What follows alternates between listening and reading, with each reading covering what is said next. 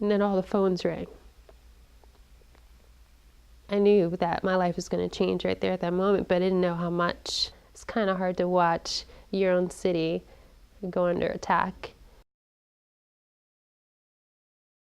My NCO came downstairs. I was on duty and just looked at me and said, "Sadie, did you watch on TV?" It's like, well, what? It's 2 o'clock in the morning. What do you mean?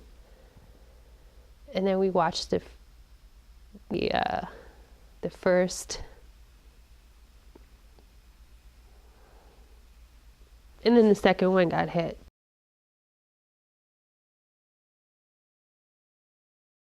We already did the first initial push into Iraq. I arrived in January, and went to Iraq 1 month later, just like that. My bags were not even, boxes were not unpacked. It just moved into my apartment, pack it up and go. We were with the cab unit one time, and some of the guys were doing patrols outside of our gate that we protected of Camp Slayer. I noticed some guys just running away from this building, like, why are they running? What's going on? So they went and investigated, and up on a roof were missiles aimed at our camp. And I was like, well, if that patrol just didn't see them, I probably wouldn't be sitting here right now. The battalion commander was livid. He's like, oh, so they think they just put missiles up on a building and think they're going to shoot us in the middle of the night? Well, we'll give them a little bit of fireworks. So we sent out civil affairs. They went out and said in Arabic, you need to clear such and such square mile of this block of this building.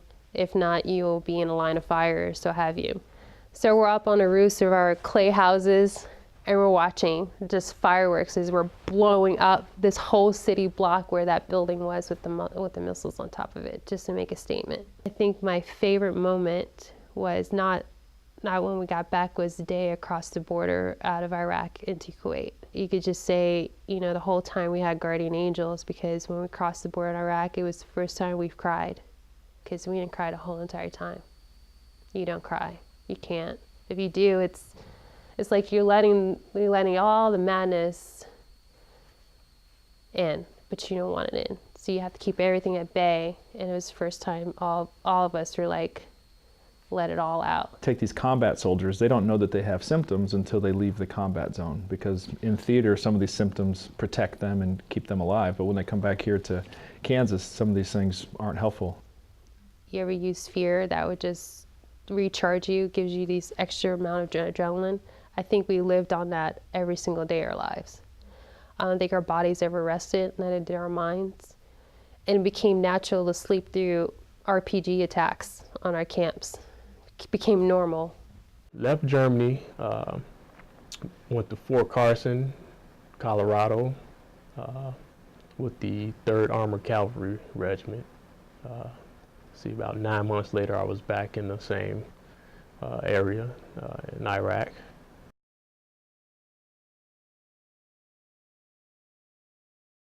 I completed 2 tours to Iraq, one to Afghanistan.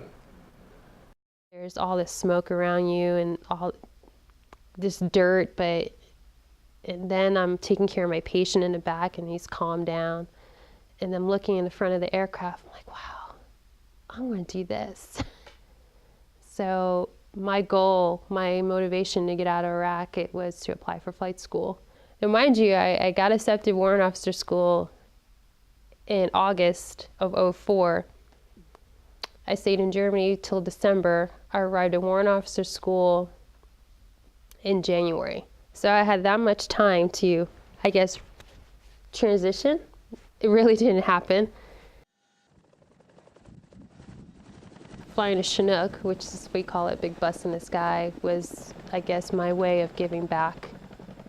Because I tried my best as a medic to save lives and keep people alive and all those things. And I thought being a helicopter pilot would be sort of the same thing, but not all the gore behind it. To be honest with you, I volunteered prior to deploying to Afghanistan, I was an instructor. And after being an instructor, I was ready to get back into the fight. I was tired of, I don't know, I felt I was not doing my job as an instructor. Things bother you, you kind of keep masking it, keep going.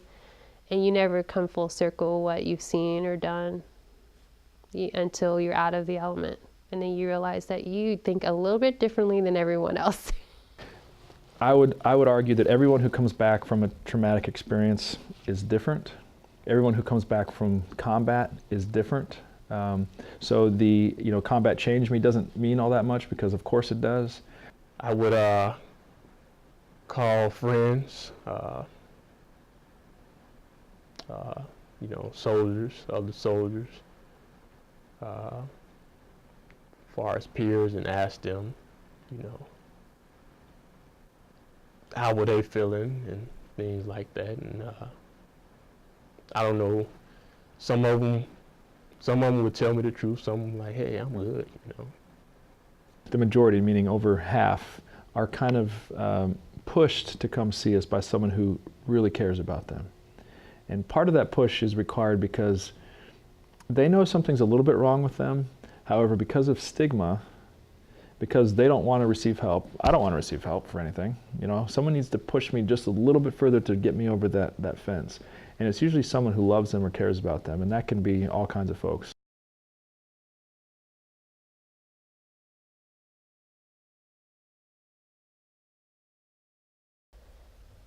That's when I said, I'm done with the Army. I'm done. I have to go, because I had to pick me, and that's what happened. I don't regret that day. September 9th, 2010 was my last day at Fort Riley wearing a uniform. I signed my get out of the Army card, gave up my ID card, got another ID card for benefits and stuff. I already got accepted into K-State earlier. I was clearing out of military the first 2 weeks of school in August. I was wearing a uniform, going to class, and going to the post to clear.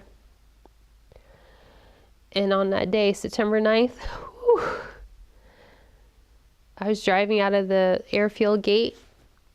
I went just like this to the airfield, and I never looked back. And drove to my house, took off the uniform. I think I sat there for a couple minutes, looked at this uniform, said, okay, I did it. Now what? I packed up everything, anything military, all my tough boxes, my flight uniforms, my flight gear, everything packed. Everything, even from my list, I packed everything and put it all in storage, and haven't opened it since.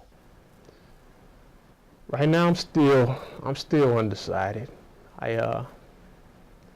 My goal when I came into the Army was to reach 20 years. I'm almost there at the finish line. Go in the direction that's follow the path that I'm given, and execute whatever's next for me. If it's my time to get out, it's my time. So that's truly what I believe.